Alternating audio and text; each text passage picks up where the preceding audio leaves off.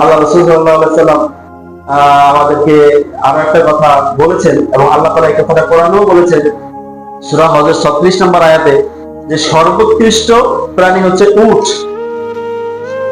সর্বোৎকৃষ্ট প্রাণী হচ্ছে উট জবাইয়ের মাধ্যমে এবং সারিবদ্ধভাবে এটাকে দাঁড়িয়ে নহর করা হয়। যারা সৌদি আরব ছিল এরা জানে অনেকেই যে উটকে জবাই করা হয়, উটকে নহর করা হয়, দাঁড়ানো অবস্থায় আঘাত দিয়ে শোয়ানো হয়।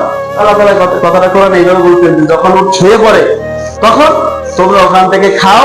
ঠিক ওই জায়গায়ও বলতে যে অভাবগ্রস্ত এবং নিঃস্ব ব্যক্তিদেরকে খাওয়াও। সুতরাং সম্পূর্ণ গোশত নিজে খাওয়ার কোনো সুযোগ কোরআন অনুযায়ী নাই।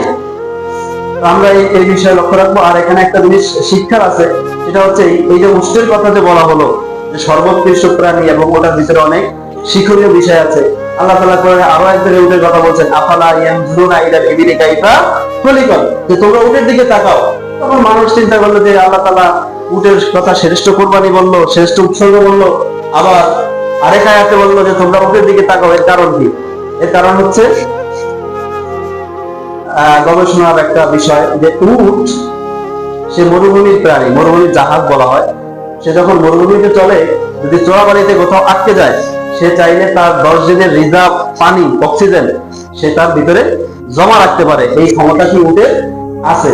তো বিজ্ঞানীরা এটা নিয়ে গবেষণা করলো, গবেষণা করে তারা দেখলো যে যেহেতু উট পারে, তাহলে আমরা মানুষরা কি পারি না? আমরাও চিন্তা গবেষণা করি। চিন্তা গবেষণা করতে করতে বিজ্ঞানীরা আবিষ্কার করলো, কিন্তু সেই বিজ্ঞানীরা কিন্তু মুসলিম বিজ্ঞানী না।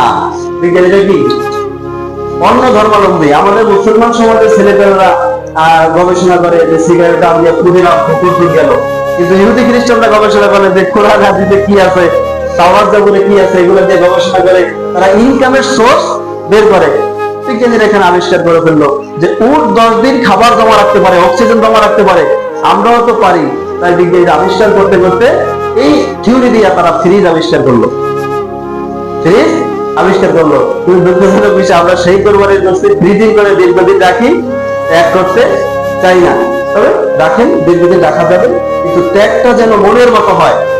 ত্যাগটা যেন মনের মতো হয়।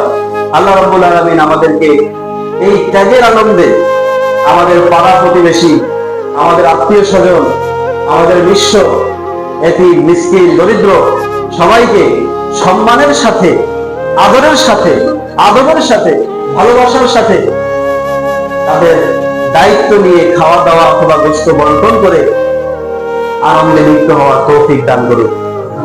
ওয়া আখিরু দাওয়ানা আনিল হামদুলিল্লাহি রাব্বিল আলামিন।